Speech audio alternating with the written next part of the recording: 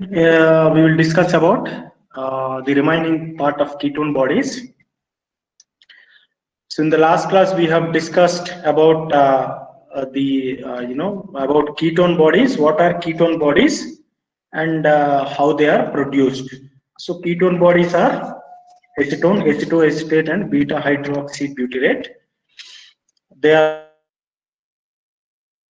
water soluble compounds. They are acidic in nature and also energy yielding molecules.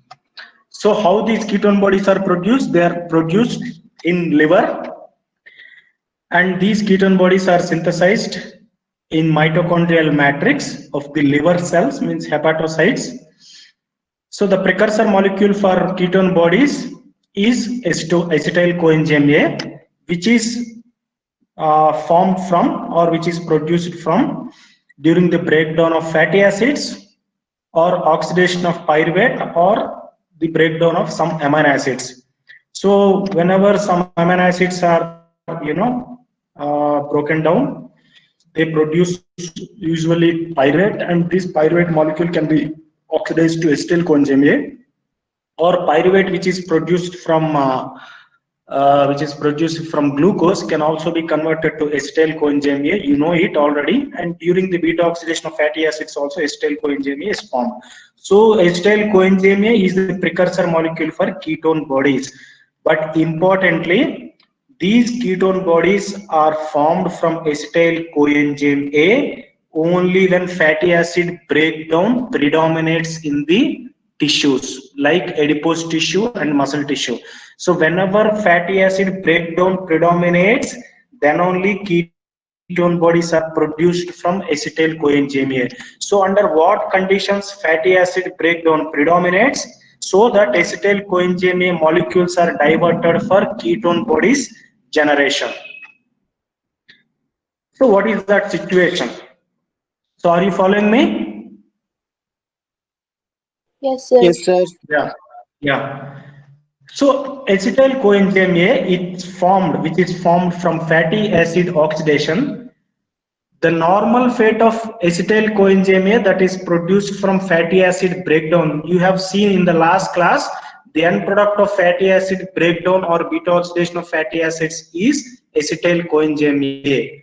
The fate of acetyl coenzyme A routinely or commonly is that it will enter in TCA cycle, or it will enter TCA cycle by reacting with or condensing with oxaloacetate molecule to form citrate, so that other reactions of citric acid cycle or TCA cycle will be followed. But the acetyl coenzyme A that is formed in fatty acid oxidation enters the citric acid cycle or TCA cycle only if fatty acid and carbohydrate degradation are appropriately balanced. If only when these more important biomolecules degradation is appropriately balanced, then only acetyl coenzyme A will be diverted only when it is appropriately balanced, then only acetyl coenzyme A enters citric acid cycle. If these are not balanced, it means that acetyl coenzyme A cannot enter TCA cycle, but it can be diverted for the biosynthesis of ketones. So what is that situation?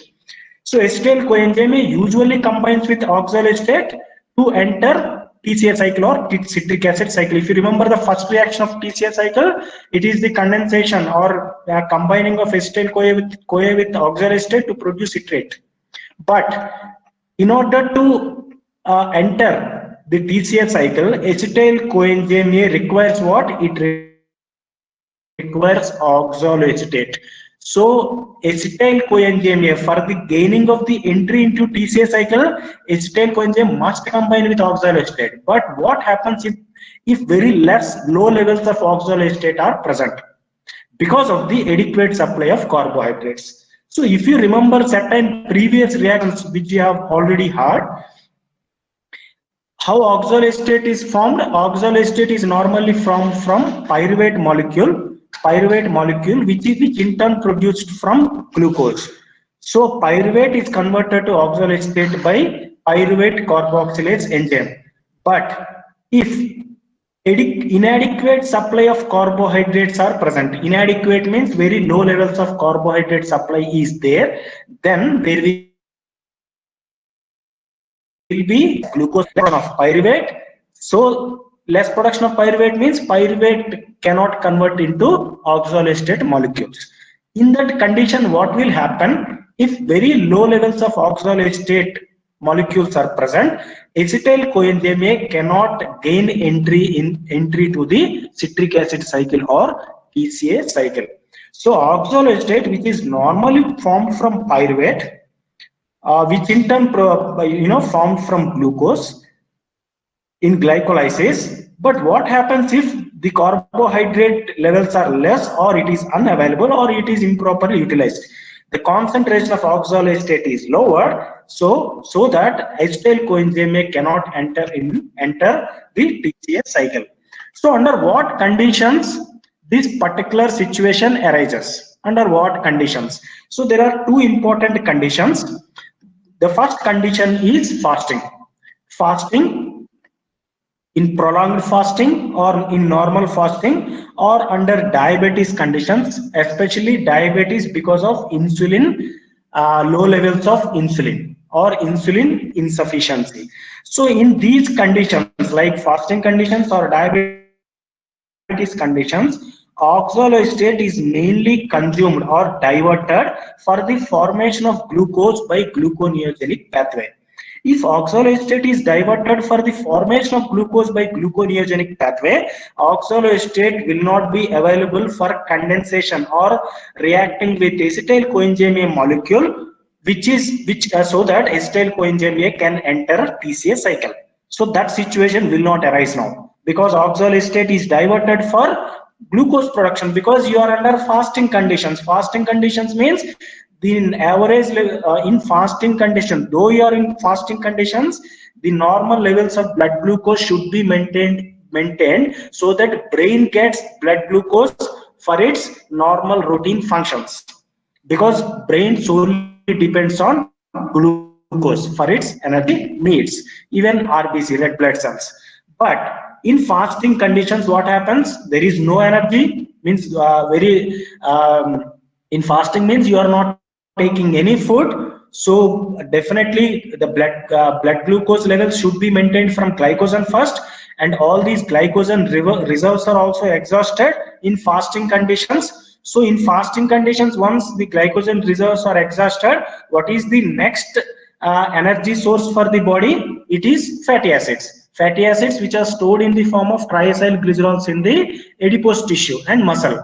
So adipose tissue, triacylglycerol breakdown predominates, so that more and more fatty acids are released, and these fatty acids reach different tissues for fatty acid breakdown, so that energy can be produced from acetyl coenzyme A, which can enter TCA cycle for the energy formation. But in fasting conditions, as fatty acid breakdown predominates, more and more fatty acids will be broken down into acetyl coenzyme A. But what happens? Acetyl coenzyme A cannot enter TCA cycle or citric acid cycle because of the very less levels of or lower levels of oxaloacetate, because oxaloacetate is produced from carbohydrates. But during fasting conditions, as you know, you are not consuming, you are not taking any food, there is no carbohydrate supply to your body, so obviously the oxaloacetate levels are very less. So under these conditions, acetyl coenzyme A, which is produced from fatty acids, will be diverted for the formation of ketone bodies like acetoacetate and D3-hydroxybutyrate. These are two important ketone bodies from which energy can also be generated, that we will discuss. What is the other condition in which oxaloacetate is diverted for the formation of glucose? It is diabetic condition. As you know, in diabetes conditions, especially insulin dependent diabetes mellitus, when there is low levels of insulin, glucose will not be taken up by the liver tissue as well as other tissues of the body like muscle, even adipose tissue. So glucose cannot enter liver as well as adipose tissue or muscle tissue. So what will happen if glucose cannot enter liver? In liver cells, when there is very less supply of glucose, oxaloacetate will not be produced sufficiently in the liver cells, hepatocytes. Okay, when oxaloacetate will not be produced sufficiently, acetyl coenzyme A that is formed from fatty acids cannot again condense with oxaloacetate to enter TCA cycle. Again, the situation is same. Fatty acids are broken down into acetyl coenzyme A, but acetyl coenzyme A cannot combine with oxaloacetate because oxaloacetate, which is produced from carbohydrates like glucose, glucose cannot enter in the liver cells because of the insulin insufficiency. So during diabetic conditions, so very low levels of oxaloacetate, so acetyl coenzyme A cannot combine with oxaloacetate. So again, these acetyl coenzyme A molecules are diverted for ketone bodies production in the liver cells. So I hope you understood what I am trying to say. So once these ketone bodies are generated from acetyl coenzyme A molecules, so these ketone bodies can be able to produce energy by can be able to generate some energy by getting transported to other tissues where these ketone bodies can be utilized for energy generation. So ketone bodies, they are not waste products of acetyl coenzyme A. They are not at all waste products. So during fasting conditions or diabetes conditions, what happens? You see here during fasting or diabetes, you are following, right? Yes, sir. Yes, Yeah, sir. yeah. Please follow it and concentrate here. So, during under fasting conditions, prolonged fasting conditions or diabetes conditions, what happens? So, insulin, as I told you, insulin has two important roles. It makes the glucose to enter, or it causes the entry of glucose into liver cells as well as fat cells or other body cells, but unfortunately there is no sufficient glucose, and even it prevents the triacylglycerol breakdown in the adipose tissues. But when there is insufficient insulin levels, fatty acid triacylglycerol breakdown predominates, so more and more fatty acids are produced. So these fatty acids, they enter liver cells, but as I told you already, when glucose again cannot enter liver cells, very the levels of oxaloacetate will also be lowered down in the liver cells. So fatty acids, although they are converted to acetyl coenzyme A, cannot combine with in the this is mitochondria. You see, fatty acids are entering in mitochondria. They are converted to acetyl coenzyme A by beta oxidation, but these acetyl coenzyme A molecules cannot combine with oxaloacetate because there is insufficient supply of oxaloacetate from carbohydrates. So now these acetyl coenzyme A molecules will be converted to ketone bodies, are diverted for the formation of ketone bodies. So once ketone bodies are generated in the mitochondria, these ketone bodies can be easily passed through the mitochondrial membrane and cell membrane, and they are released into the circulation. And from the circulation, they are taken up by different important tissues of the body like heart muscle, renal cortex, even brain under starvation conditions. So heart muscle and renal cortex particularly, they use ketone body like H2 in preference to glucose. Suppose glucose and H2 both are present, but these tissues like heart muscle and renal cortex, they prefer acetoacetate as compared to glucose for energy generation. And importantly, we know that brain requires glucose for their energy production, but unfortunately during fasting conditions or even during diabetes conditions, so insufficient glucose supply is there into the circulation. So what does brain do?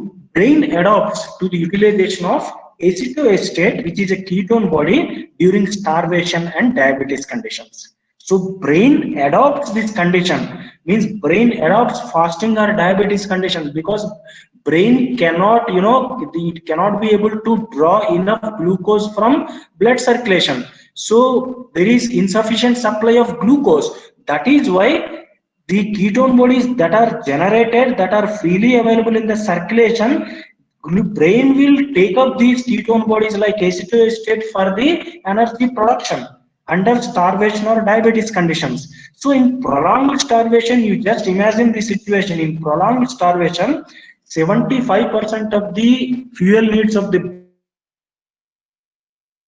brain, they are met by ketone bodies only. So under prolonged starvation also, your brain functions, your brain works. That is only because brain gets energy from ketone bodies like acetoacetate. These are very, very important points to remember, okay, for your examination as well as for your knowledge. Please try to remember.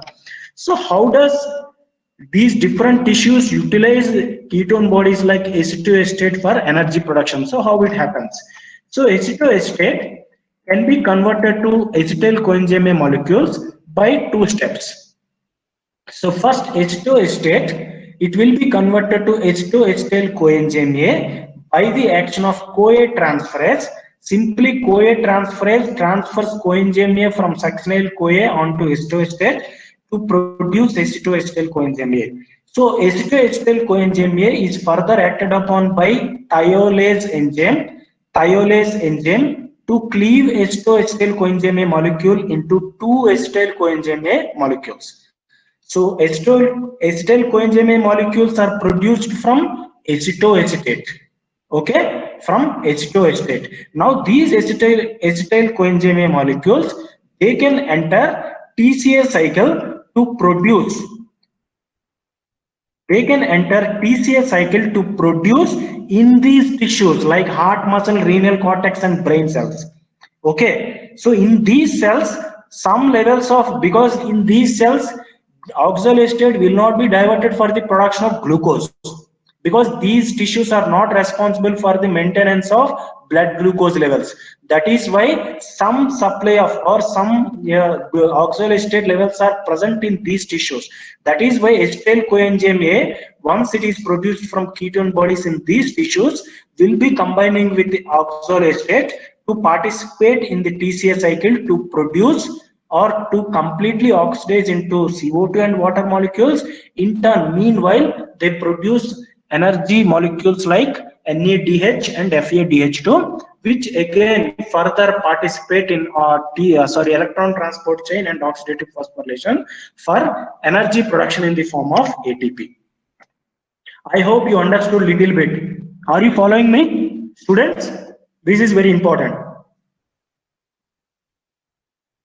Students, are you following me? Yes, sir. Yes, sir. Yeah. Right. Next is, so ketone bodies are generated and they are utilized by the tissues like heart muscle, renal cortex, brain, and other tissues of the body. But what happens when very high levels of ketone bodies are generated under certain pathological conditions? So what happens in certain pathological conditions, very high levels of ketone bodies are generated. Like the normal levels of blood ketone bodies is like 1 milligram per deciliter, 1 milligram in 100 ml of blood.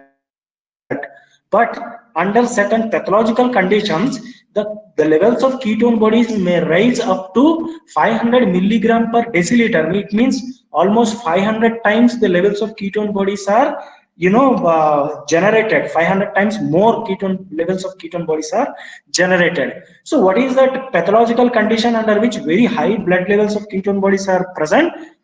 The important condition is diabetic ketosis, in which patients patients are with insulin dependent diabetes mellitus. So in insulin dependent diabetes mellitus conditions, very high blood levels of ketone bodies are present, and that condition is called as diabetic ketosis. So these patients, as they are insulin dependent, it means insufficient insulins are produced by the pancreatic beta cells, right? So that is why these patients are unable to produce sufficient insulin. So what happens under these conditions, under diabetic ketosis conditions? So as I already briefed you, insulin is required for the entry of glucose into tissues like liver and adipose tissue, and also insulin prevents the breakdown of triacylglycerols in the adipose tissue. But when there is insufficient insulin levels, glucose cannot enter liver, and also it cannot enter adipose tissue, and also there is no inhibition on the breakdown of triacylglycerols. When there is no inhibition of triacylglycerol breakdown by insulin, because of the low levels of insulin under diabetic conditions, more and more triacylglycerols are broken down into free fatty acids, and they are released into the circulation, will be taken up by the liver. But as glucose cannot enter liver, very low levels of oxaloacetate are present, or oxaloacetate levels are dropped, and acetyl coenzyme that is formed, or that are formed from fatty acids, they cannot enter TCA cycle again. That is why it is shown as CAC slow. CAC means citric acid cycle slows down. So under these conditions, free fatty acids, more and more free fatty acids are taken up by the liver, will be broken down into acetyl coenzyme A, and acetyl coenzyme A will be diverted for the generation of ketone bodies. It means under diabetes mellitus, insulin dependent diabetes mellitus condition, more and more very high levels of ketone bodies are generated by the liver. So as I told you, these ketone bodies are they can freely diffuse through the mitochondrial membrane, or through the hepatocyte cell membrane. They can be released into the blood circulation, but these ketone bodies are moderately strong acids. They are very strong acids. So because of this reason, or higher levels of ketone bodies in the blood pH drops. The blood pH drops. So the decrease in the blood pH impairs tissue function, like important tissues like central nervous system. So central nervous system tissues function, it is affected because of the blood pH dropping down, because of the blood pH dropping down. So these conditions eventually lead to coma, and finally death. So diabetic ketosis, or severe diabetic ketosis, is life threatening. That is because of this reason. So under severe diabetic ketosis conditions, the blood ketone body levels are very high. Because of this reason, the blood pH drops. pH drops because ketone bodies are moderately strong acids. So when the blood pH drops, central nervous system, its functions is impaired because of the blood pH drops. So this leads to coma and finally death in those patients. So that is why the ketone bodies generation and the higher levels of ketone bodies generation should be prevented in diabetic ketosis patients. So this is all about ketone bodies, how they are produced, why they are produced, under what conditions they are produced, and how they are utilized as fuel molecules under starvations and diabetic conditions. But when they are produced, excessively, when they are produced at higher levels, which may lead to diabetic ketosis conditions, and what is the consequence of diabetic ketosis. This is all about this ketone bodies and diabetic ketosis. So I hope you have followed me. So students, shall I go to next topic? Yes, Yes, sir. sir. So do you have any doubts regarding the ketone bodies formation, the role of ketone bodies in the body whenever during starvation conditions or diabetic conditions? If you have no doubts, I will go to the next topic. Anybody?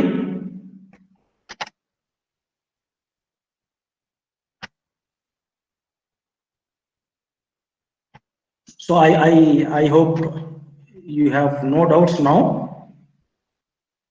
So, but anyway, you please go through the textbook. You can understand it. So the next topic of discussion in today's class is fatty acid biosynthesis. So what we have studied so far in lipid metabolism, right from the beginning. So why lipids?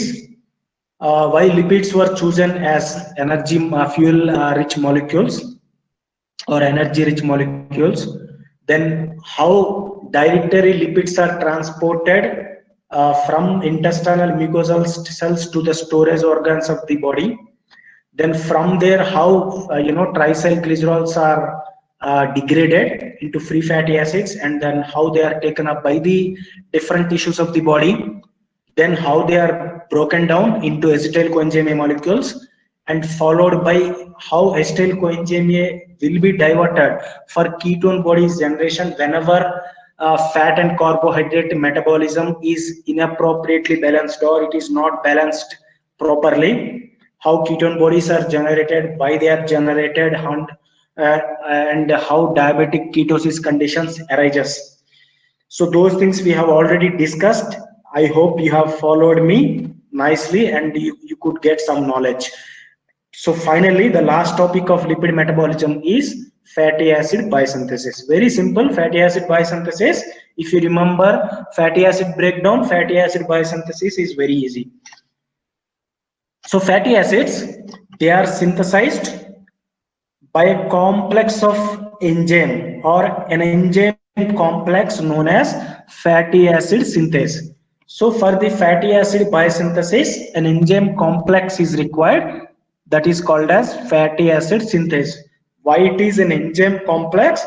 Because fatty acid synthase Fatty acid synthase is a complex of enzymes. It is not a single enzyme. It is a complex of enzymes having different catalytic functions. So that is why it is called as fatty acid synthase complex also. Okay. So many tissues of the body like liver, adipose tissue, kidney and mammary glands, they are capable of synthesizing fatty acids. So other tissues can also, generate fatty acids, but majorly, predominantly, these tissues participate in the production of fatty acids, and the site of fatty acid biosynthesis is cytosol. Whereas fatty acid degradation, the site of fatty acid degradation is mitochondrial matrix. Remember this. So mitochondrial matrix is the site of fatty acid breakdown, whereas fatty acid synthesis always takes place in cytosol. So what is the precursor molecule for virtually all fatty acids?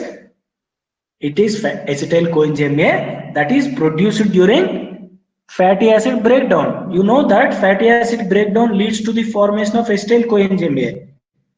The fate of acetyl coenzyme A is either it can enter PCA cycle for energy production, or it can enter fatty acid formation. Suppose palmitic acid is degraded and then another fatty acid type is required, so immediately the acetyl coenzyme A molecule will be reutilized for the fatty acid generation of, means, which is a different fatty acid.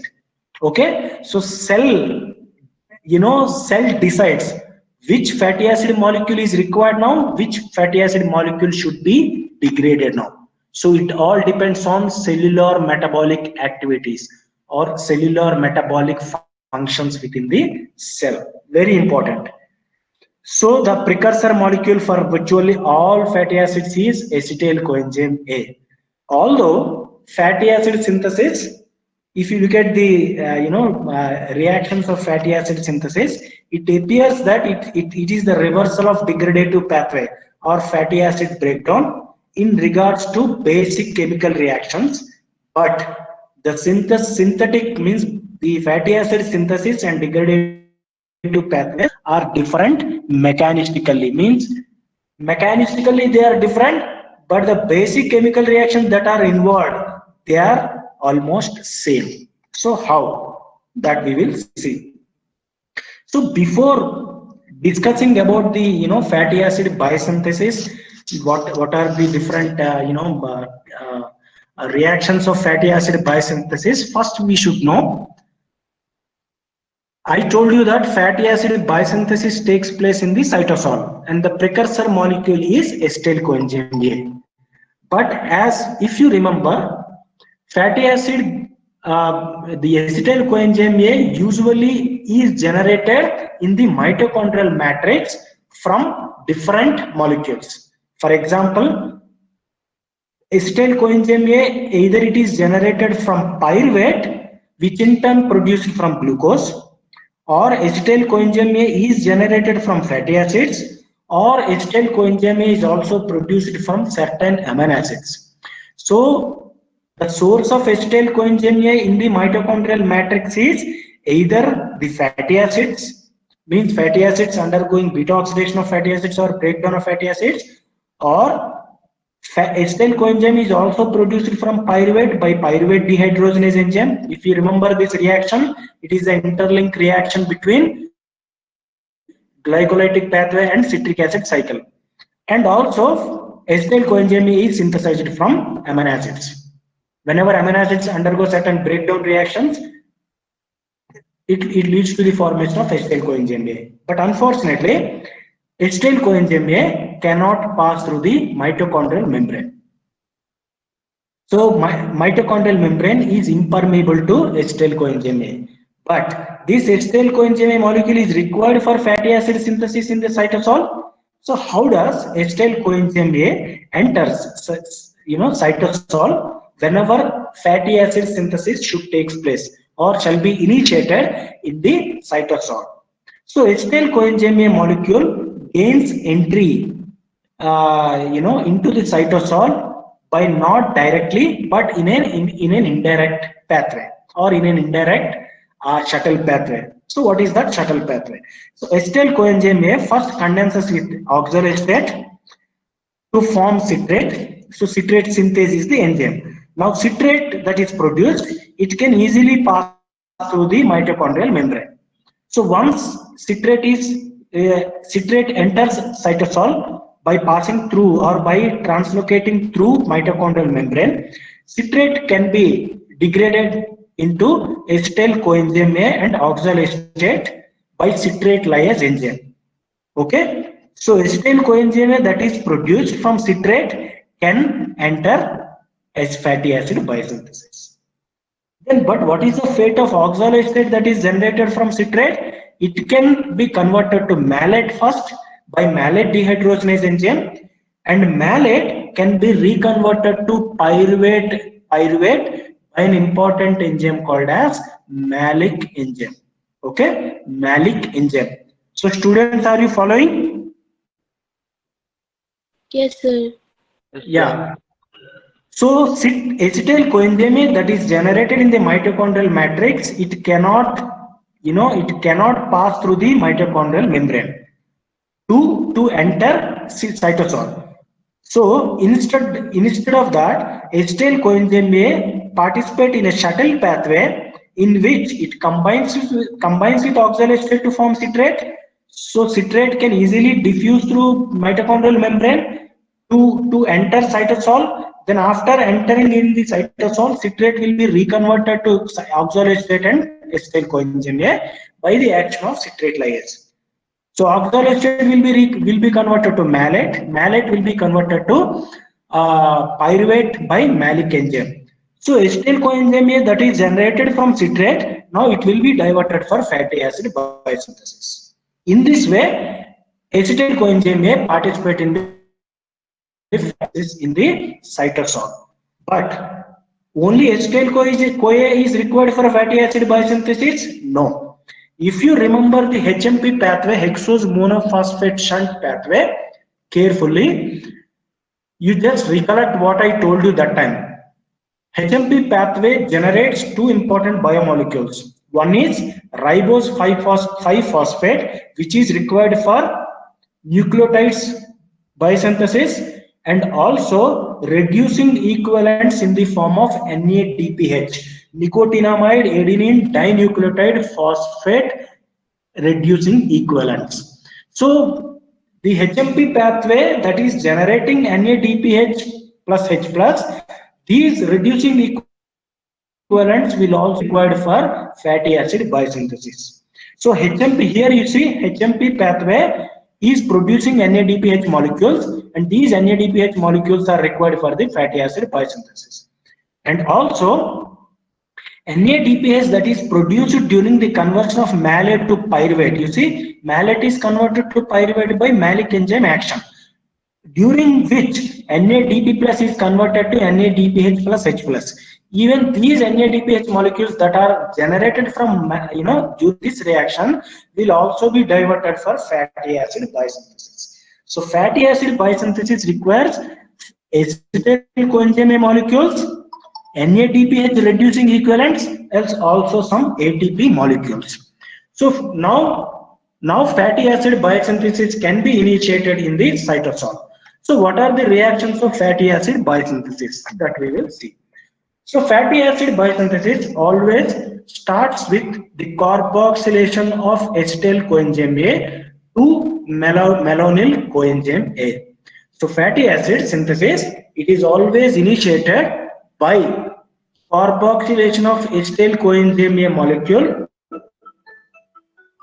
carboxylation of acetyl coenzyme A molecule into malonyl coenzyme A molecule, and the enzyme that is responsible for this reaction is acetyl CoA carboxylase.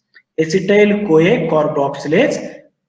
Okay, so acetyl CoA carboxylase converts acetyl coenzyme A to malonyl CoA. Okay, acetyl coenzyme A to malonyl CoA. So ATP is utilized as an energy source, and also biotin prosthetic group is required for this enzyme's action. So acetyl coenzyme A carboxylase requires biotin prosthetic group, which is also called as vitamin B7 or B8. Because there is a controversy, it is also called as vitamin B7. So biotin vitamin is required as prosthetic for this particular enzyme's action. This is very important. Acetyl CoA carboxylase requires biotin prosthetic group for its action. So ultimately what happens? Acetyl coenzyme A is converted to malonyl coenzyme A, which is the first reaction of fatty acid biosynthesis. And importantly, all the intermediates that are generated, all the products that are generated in the fatty acid biosynthesis during different enzymatic reactions are linked to fatty acid synthase enzyme through an acyl carrier protein. You just see here I am showing a protein called as acyl carrier protein. So acyl carrier protein, as the name suggests, it is a protein which can carry acyl groups. Okay, which can carry acyl groups. So acyl carrier protein, which is linked to a phosphopantothen group, plays a major role in fatty acid biosynthesis, because this acyl carrier protein binds to fatty acid synthase enzyme. Okay, fatty acid synthase enzyme, which is the enzyme responsible for the remaining reactions of fatty acid biosynthesis. Okay, so the important point to remember here is that the first reaction of fatty acid biosynthesis, which is conversion of acetyl coenzyme A to malonyl coenzyme A, is catalyzed by an independent enzyme called as acetyl CoA carboxylase. Once malonyl CoA is formed, all other reactions of fatty acid biosynthesis is taken over by fatty acid synthase enzyme complex. So this fatty acid synthase complex binds to an acyl carrier protein, because this acyl carrier protein in turn binds to all the intermediates of fatty acid biosynthesis. So how that happens? Just look at here. So the enzyme that is responsible for all remaining reactions of fatty acid biosynthesis, I told you, it is called as fatty acid synthase. So just look at this fatty acid synthase enzyme. It is a very huge molecule of an enzyme whose molecular mass is almost 270 kilodaltons. 270 kilodaltons means it is a huge size molecule. So importantly, it is an enzyme which is a dimer. Dimer means it is having two monomeric units. Two monomeric units means two different polypeptide chains, or a monomer with different polypeptide chains which are combined together. If you look at the entire fatty acid synthase enzyme complex, you see it is a dimer of two monomers. So you just see this side, left side, it is a monomer. So ER, KR, DH2, DH1, KS, MAT, TE. This is a monomeric form of monomer of fatty acid synthase, and right side also another monomer is present having the same subunits of the enzyme. ER, KR, KR, DH1, DH1, DH2, DH2, KS, KS, MAT, MAT, TE. Okay, so fatty acid synthase is a complex enzyme whose molecular mass is almost 270 kilodaltons. So it is a dimeric enzyme containing two monomers.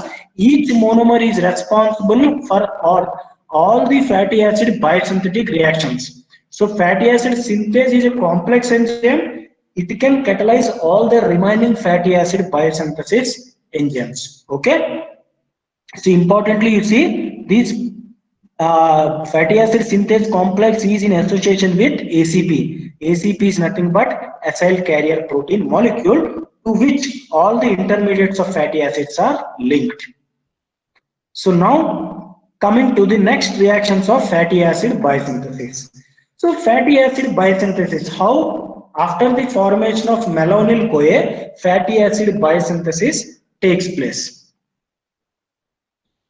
So the elongation of fatty acid biosynthesis starts with the formation of two products.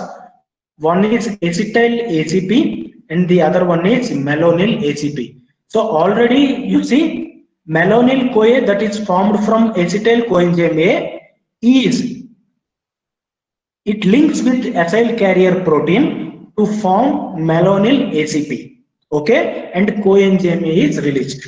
So malonyl CoA, again I am showing here malonyl CoA which is produced from acetyl coenzyme A. One molecule of acetyl CoA is converted to one molecule of malonyl CoA.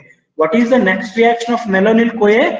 Malonyl CoA is, or the coenzyme of malonyl CoA, sorry, the malonyl group of malonyl CoA is transferred onto the acyl carrier protein of fatty acid synthase molecule to release coenzyme A molecule and to form malonyl ACP molecule. Okay, so malonyl CoA is converted to malonyl ACP. What is the other reaction? First elongation reaction, that is acetyl coenzyme A molecule, another acetyl coenzyme A, it is converted to acetyl ACP by transferring acetyl group onto ACP molecule, that is acyl carrier protein molecule, on the same enzyme complex, fatty acid synthase complex, to produce acetyl ACP. So one molecule of acetyl coenzyme is converted to malonyl ACP, and that malonyl CoA, and that malonyl CoA is converted to malonyl ACP. Whereas another molecule of acetyl CoA is converted to acetyl ACP. So just look at here. Once acetyl ACP and malonyl ACP are formed, they both condense together to form acetoacetyl ACP with the concomitant release of one molecule of acyl carrier protein and carbon dioxide. So acetyl ACP and malonyl ACP that are generated, they now condense to form acetoacetyl ACP. They now form acetoacetyl ACP. So this acetoacetyl ACP participate in a reduction reactions. A dehydrogenase enzyme causes the removal of electrons. Causes the adding of the electrons on these carbons to produce D3-hydroxybutyryl ACP. D3-hydroxybutyryl ACP. Then D3-hydroxybutyryl ACP is dehydrogenated. Sorry, it is dehydrated because there is removal of water molecules at this particular carbon to produce crotonyl ACP. Once this crotonyl ACP is generated, it undergoes a reduction reaction NADPH is, you see here in the first reduction reaction, NADPH is participated, and in another reduction reaction also NADPH is required. So ultimately crotonyl ACP is reduced to form butyryl ACP. To form butyryl ACP. You see how many carbons does this butyryl ACP has? It is having 4 carbons. So from 2 carbon acetyl acetyl ACP,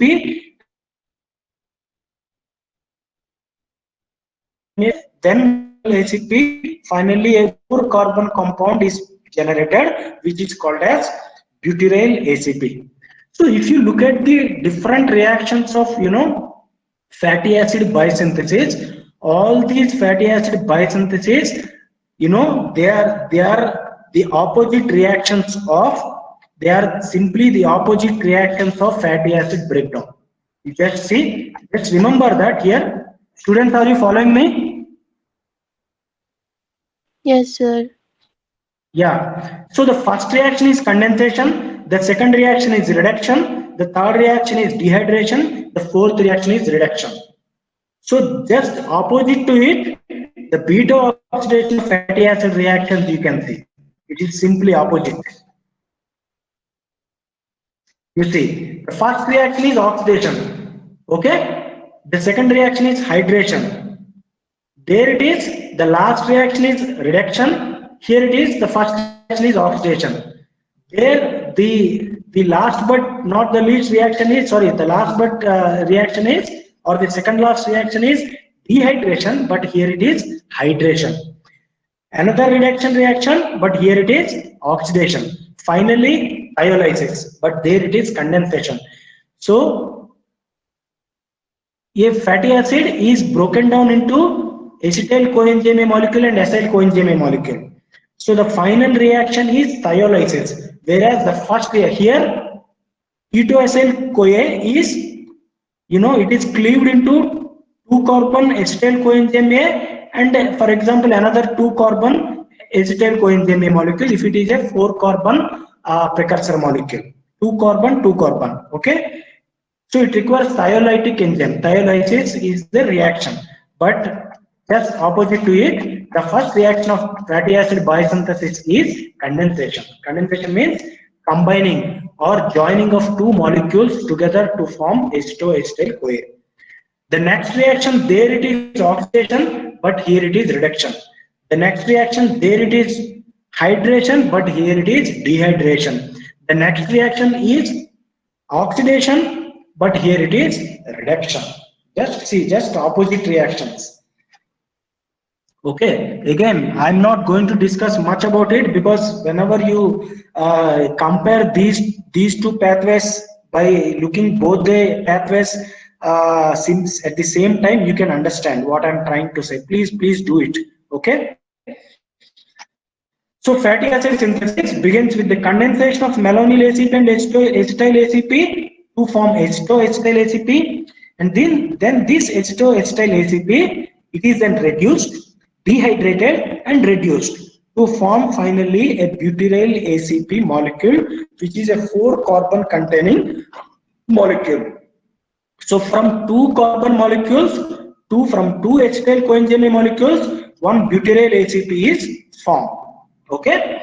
Now this butyryl ACP participates in another round of fatty acid biosynthesis. Okay, by combining with malonyl ACP. So butyryl ACP that is produced, it again combines with another malonyl ACP, which is produced from another molecule of malonyl CoA. Okay, another molecule of malonyl CoA. So another cycle begins with the condensation of butyryl ACP and malonyl ACP. The sequence reactions are repeated again to finally produce a long chain fatty acid. For example, if it is a long chain fatty acid, it is a saturated long chain fatty acid called as palmitate needs to be synthesized. As you know, palmitate is a 16 carbon containing fatty acid. Okay, 16 carbon containing saturated fatty acids. So how many rounds of fatty acid biosynthesis required for the complete formation of palmitate?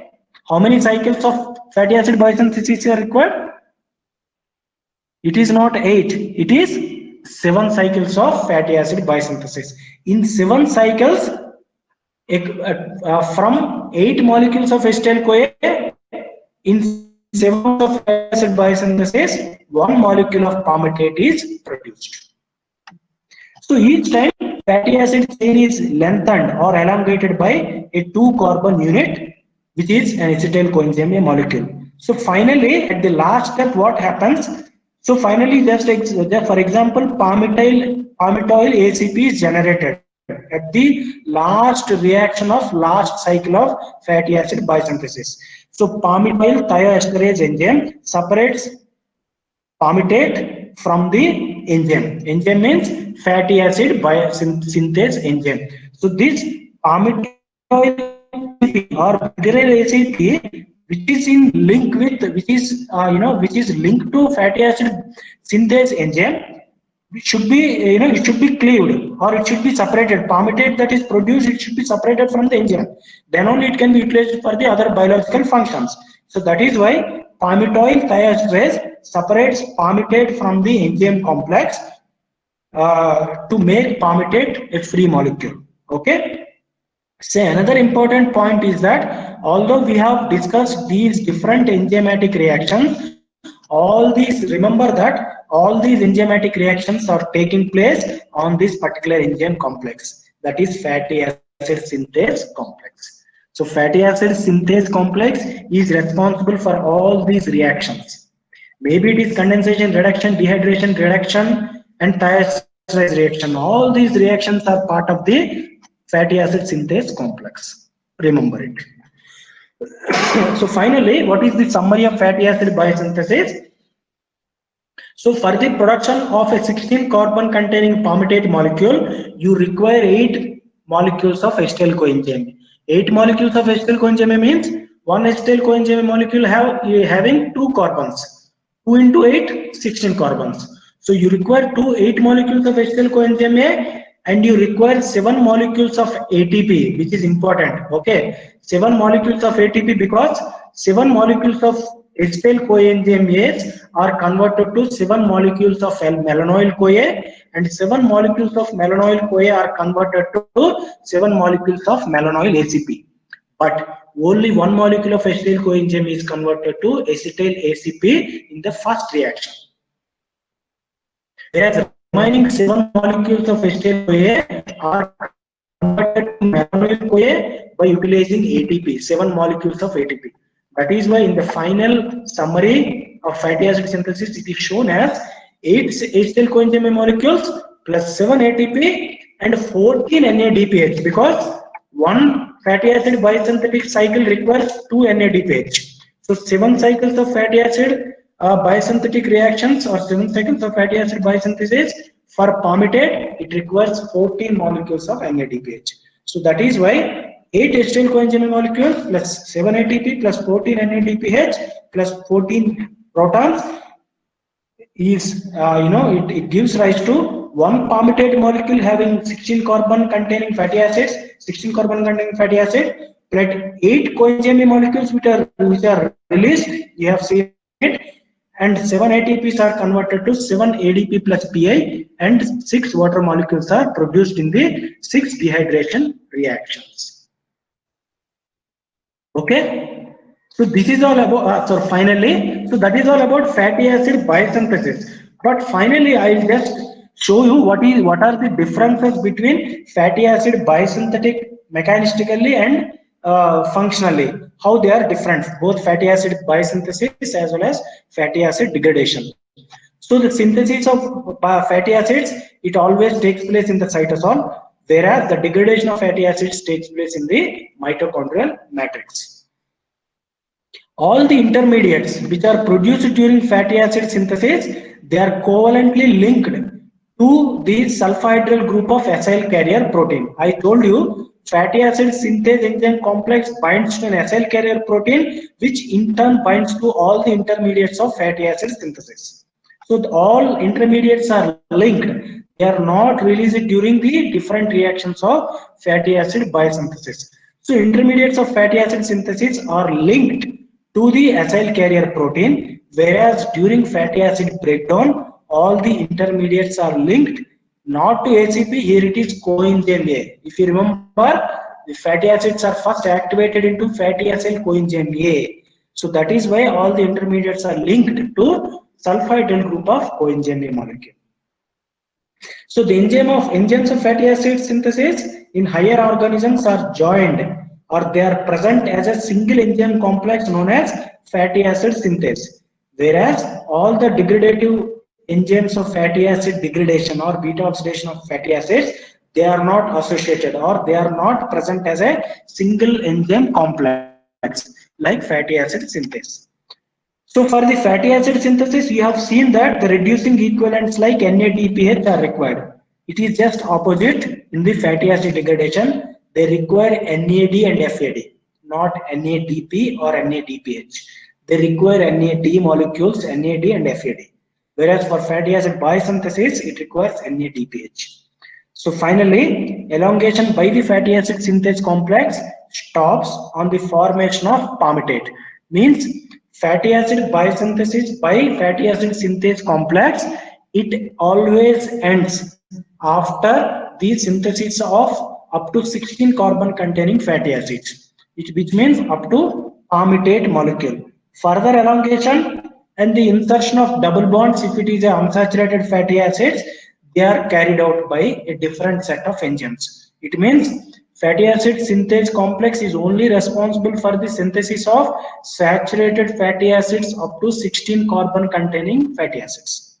Whereas further elongation, for example, 18 carbon containing 20 carbon containing fatty acids will be produced from this palmitate molecule by a different set of enzymes. Even the unsaturated fatty acids from this saturated fatty acids, it is the work of a different enzyme, not by fatty acid synthase complex.